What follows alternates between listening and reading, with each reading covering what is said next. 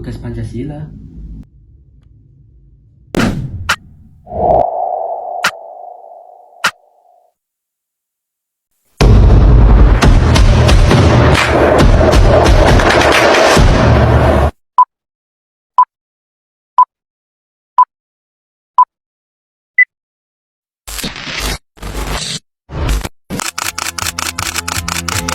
Kondisi ekonomi masyarakat tidak sedang baik-baik saja. Tarif PPN naik dari 11% menjadi 12% mulai 1 Januari 2025. GPR menjadi sorotan dalam negosiasi dagang terbaru antara Indonesia dengan Amerika Serikat. Gelombang PHK karyawan menghantui sejumlah industri di tanah air. PPN bakal naik menjadi 12% di tahun 2025. 7 April rupiah dibuka melemah sebesar 251 poin atau 1,51% ke level 16.904 per dolar Amerika. Ekonomi bahkan kembali ke level pandemi COVID-19, tepatnya terendah sejak kuartal 3 2021. 285,1 juta orang hidup di bawah garis kemiskinan.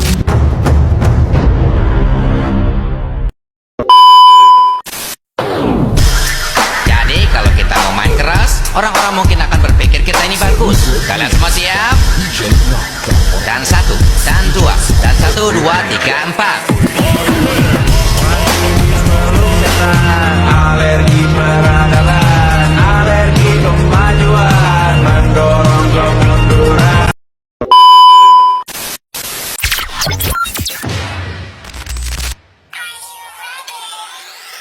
Post with the fans. Post with the post with the post with the fans. Post with the post with the post with the fans. Post with the fans. Post with the fans. Post with the post with the post with the fans. Post with the post with the post with the fans.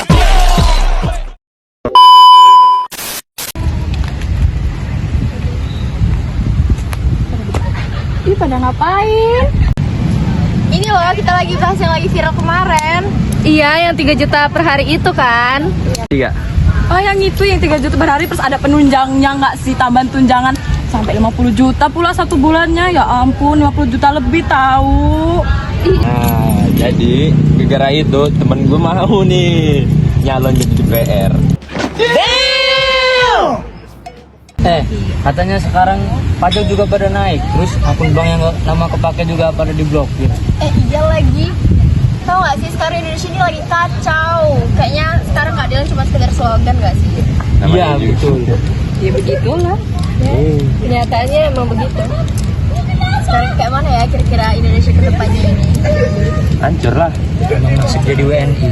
Nasib tinggal di negara Konoha. Kalau misalnya pemerintah nggak membenahi diri sih, kayaknya bakalan hancur sih. Siapa yang mau ikut gua ke Jepang? Pindah negara. Pindah negara aja kita Kalau pindah negara. Jepang aja Jepang. Kabur aja dulu yuk. Daripada ngurusin negara, ini kita cari makan. Iya. Udah kantin itu. Gas kita di kantin aja. Traktir ya Han.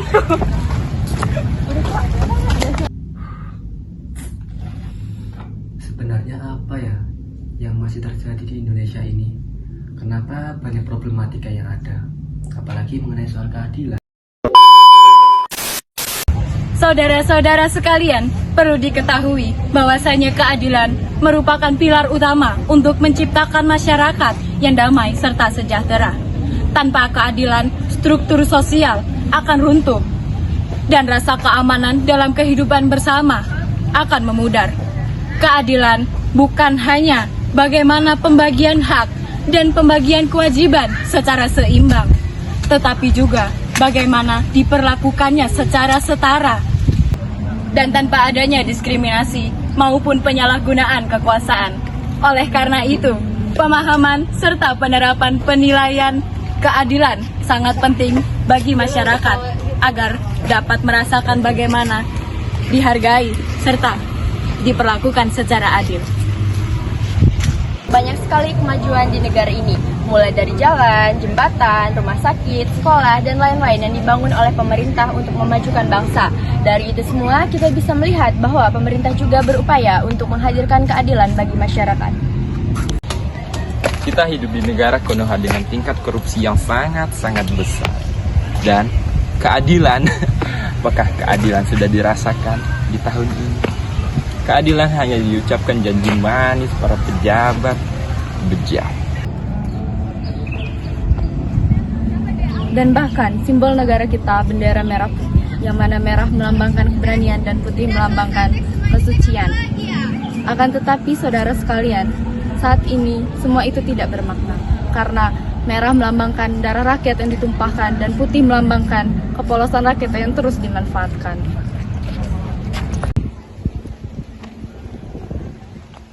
Tapi di balik itu masih banyak ketimpangan. Masih banyak orang-orang yang belum mendapatkan akses pendidikan. Masih banyak orang-orang yang menganggur, yang tidak mendapatkan lapangan pekerjaan. Bahkan orang-orang yang tidak bisa mengakses kesehatan, padahal itu semua adalah hak warga negara Indonesia.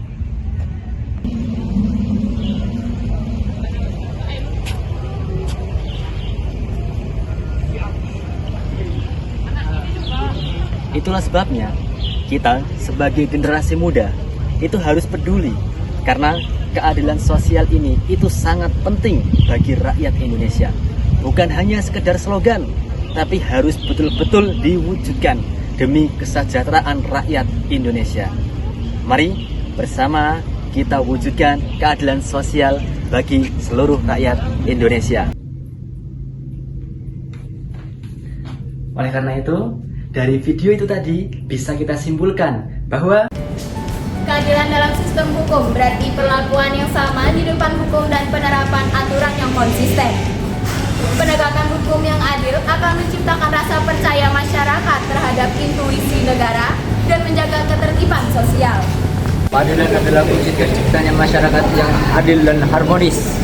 Tanpa keadilan, kesenjangan dan ketidakpuasan akan terus berkembang. Oleh karena itu, keadilan haruslah diwujudkan dalam akses yang sama terhadap pendidikan, pekerjaan, dan hukum di Indonesia. dan kami juga menyarankan kepada pemerintah agar bersikap transparan dalam membuat kebijakan atau ketentuan tertentu, serta mengutamakan kepentingan rakyat di atas kepentingan pribadi dan kelompok. Dengan begitu, keadilan sosial sebagaimana sila kelima Pancasila baru dapat terwujud. Agar pemerintah benar-benar menegakkan hukum secara adil. Untuk meningkatkan pemerataan pembangunan di seluruh daerah dan juga menjamin akses pendidikan dan kesehatan yang sama bagi semua rakyat. Supaya ketika memberikan suatu hukum kepada rakyatnya itu supaya adil semuanya, supaya bisa merata, agar nanti itu bisa menjadi sebuah keadilan dan rakyat itu loh bisa sejahtera dan juga makmur. Tidak cuma dibeda-bedakan, tidak cuma dipilih kasih, tapi harus betul-betul adil. Karena ini juga masuk di dalam nilai Pancasila, poin kelima, keadilan sosial bagi seluruh rakyat Indonesia. Sekian, terima kasih.